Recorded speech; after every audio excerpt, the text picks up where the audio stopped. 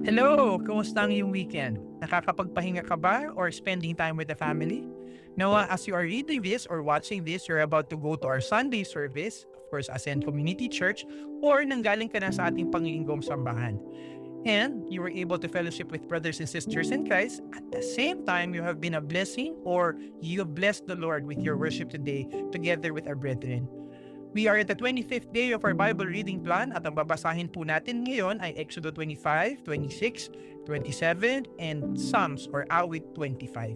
Ang aking pong panalangin ay makatagpo natin si Jesus sa pagbabasa ng kanyang salita. Tara po, magbasa na tayo. Exodus 25. Sinabi ni Yahweh kay Moses, sabihin mo sa mga Israelita na maghandog sila ng kaloob sa akin at tanggapin mo ang buong pusong inihandog nila. Ito ang kanilang ihahandog: ginto, pilak, tanso, lanang kulay asul, kulay ube at kulay pula, mga pinong telang lino at hinabing balahibo ng kambing, balat ng lalaking tupa na kinulayan ng pula, mainam na balat at kahoy na akasya, langis para sa ilawan at pabangong panghalo para sa langis na pampahid at para sa insenso. Maghahandog din sila ng mga alahas na kornalina at mga mamahaling alahas na pampalumuti sa ephod at sa pectoral na pinakapunong pari. Ipagpagawa mo ako ng santuaryo na titirahan kong kasama nila. Ang santuaryo at ang lahat ng kagamitang ilalagay roon ay gagawin mo ayon sa planong ibibigay ko sa iyo. Gumawa kayo ng isang kaban na yari sa akasya, 1.1 or 1.1 metro ang haba, 0.7 metro ang luwag, at 0.7 metro ang taas. Balutin ninyo ito ng lantay na ginto sa loob at labas. Ang mga labi naman ay lagyan ninyo ng moldurang ginto. Gagawa rin kayo ng 4 na argolyang ginto na ikakabit sa 4 na paa ng kaban, tigalawa sa magkabila. Gumawa rin kayo ng kahoy na pampasan na yari sa akasya. Babalutin din ito ng ginto. At isusuot ninyo ang mga ito sa mga argolya sa magkabilang gilid ng kaban upang maging pasanan nito. Huwag ninyong aalisin ang argolya ang mga pasanan. Ang 2 tapyas na bato ng kasunduang ibibigay ko sa iyo ay ilalagay mo sa kaban. Gumawa ka ng luklukan ng awa na yari sa purong ginto. Ang haba nito ay 1.1 metro at 0.7 metro naman ang luwag. Lalagyan mo ng 2 kerubing ginto ang 2 dulo nito, tig-isa sa magkabilang dulo. Ihinang ang mga kerubin upang ito at ang luklukan ng awa ay maging iisang peraso. Gawin mong magkaharap ang 2 kerubin na parehong nakatungo at nakabuka ang mga pakpak na nilulukuban ang luklukan ng awa. Ilalagay mo ito sa ibabaw ng kaban na kinalalagyan ng 2 tapyas na bato ng kautusan ibibigay ko sa iyo. Doon tayo magtatagpo sa luklukan ng awa sa pagitan ng 2 kerubin. Doon ko ibibigay sa iyo ang kautusan ko sa mga Israelita. Gagawa ka rin ng isang mesang yari sa akasya na 0.9 metro ang haba, 0.5 metro ang lapad, at 0.7 metro ang taas. Balutan mo ito ng purong ginto at paligiran mo ng moldurang ginto. Lagyan mo ang gilid nito ng sinepa na kasing lapad ng isang palad at paligiran din ng moldurang ginto. Gumawa ka ng 4 na argolyang ginto at ikabit mo sa 4 na sulok sa may tapat ng paa nito. Ang mga argolyang pagkakabitan ng mga kahoy na pampasan ay malapit sa sinepa. Gumawa rin kayo ng pampasan na yari sa akasya at babalutin din ito ng ginto. Gumawa rin kayo ng mga kagamitang ginto, plato, tasa, banga at mangkok para sa mga handog na inumin. Ang mga tinapay na handog ninyo sa akin ay ilalagay ninyo sa mesa sa harapan ko. Gumawa kayo ng ilawang yari sa purong ginto. Ang patungan at tagdan nito ay yari sa pinitit na purong ginto. Ang mga palumuti nitong bulaklak, ang buko at talutot ay parang iisang piraso. Lalagyan mo ito ng 6 na sanga, 3 sa magkabila.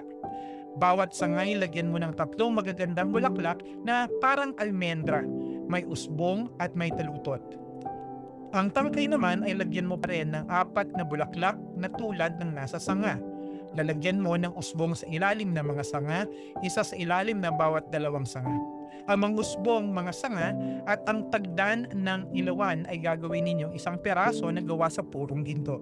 Gagawa kayo ng 7 ilaw para sa mga patungang ito. Iayos ninyo ito upang ang liwanag nito ay nasa harap ng ilawan.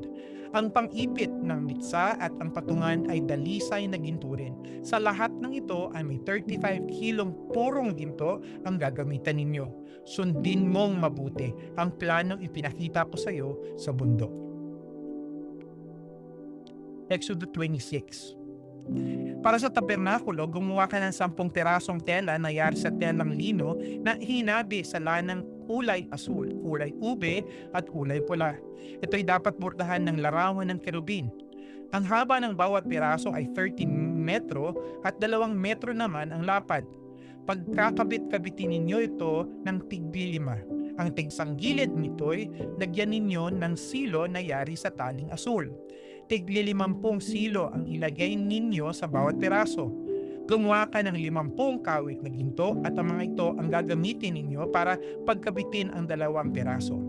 Gumawa ka rin ng 11 pirasong kortina na gawa sa balahibo ng kambing na siyang gagawing takip sa ibabaw ng tabernakulo. Bawat isa nito'y 13 metro ang haba at 2 metro naman ang lapad. Pagkabit-kabitin ninyo ang 5 piraso at gawin din ang gawin sa 6 na natitira.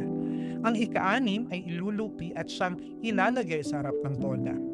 Bawat piraso ay palagyan mo ng tig-50 silo ang gilid.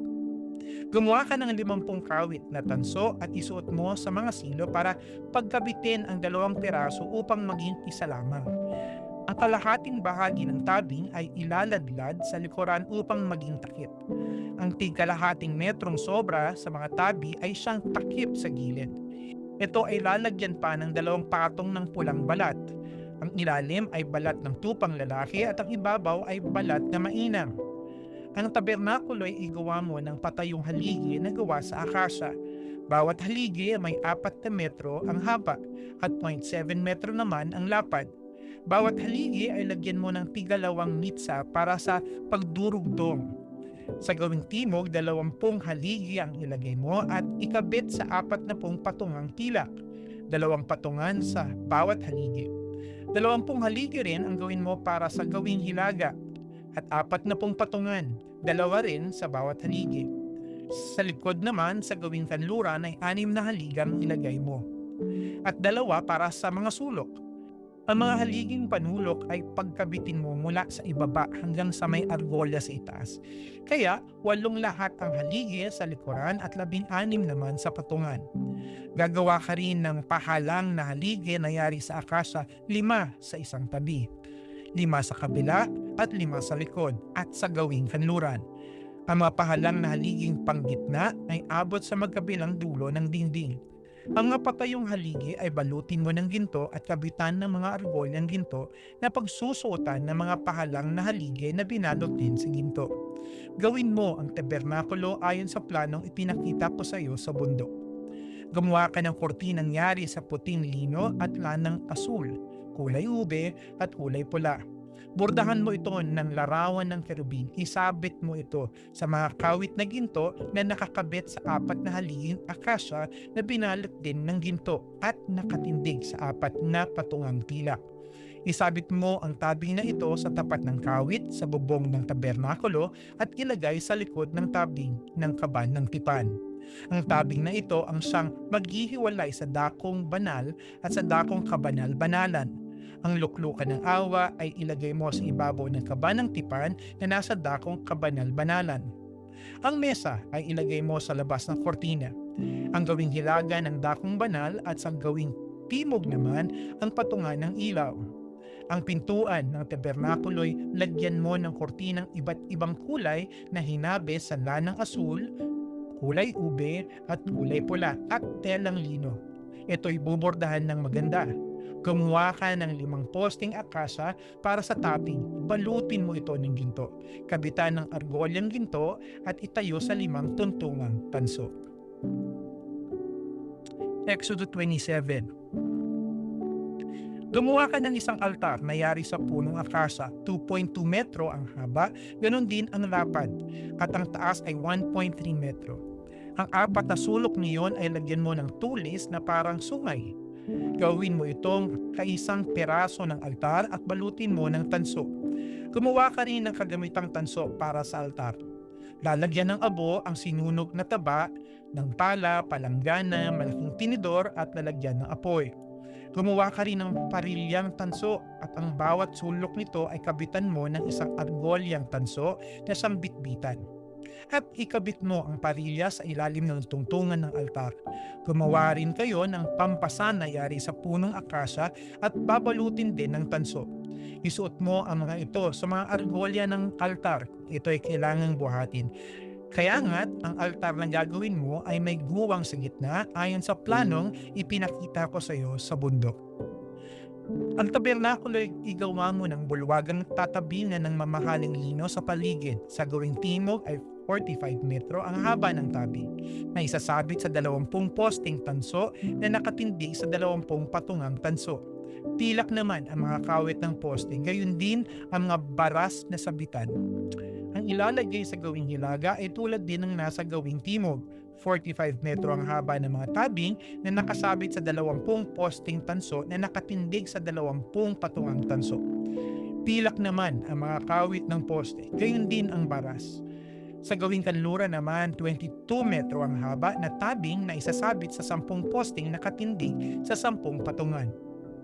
Ang luwang ng harapan sa gawing silangan ay 22 metro rin. Ang isang tabi ng pintuan nito ay lalagyan ng kortinang may habang 6.6 na metro na nakasabit sa 3 posting nakapatong sa 3 tuntungan. Ganon din ang kabilang gilid. 6.6 na metro ang haba ng kortina nakasabit sa 3 posting may kanya-kanyang tuntungan. Ang kortina naman sa mismong pinto ay 9 na metro ang haba. Yari sa kulay asul, kulay ube at pulang lana. Pinong lino na maganda ang borda.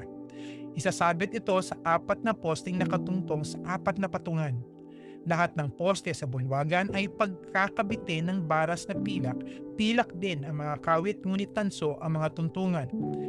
Ang haba ng bulwagan ay 45 metro at 22 metro naman ang luwang. Ang mga tabing na pawang yari sa mamahaling lino ay 2.2 metro ang taas. Ang mga patungan ay pawang tanso. Lahat ng kagamitan sa tabernakulo pati mga tulos ay panay tanso. Pagdalhin mo ang mga Israelita ng pinakamainam na langis ng olibo para sa mga ilaw upang ito'y manatiling nagniningas. Aalagaan ito ni Aaron at ng kanyang mga anak sa toldang tipanan. Ito'y ilalagay sa labas ng tabing, sa tapat ng kaba ng tipan.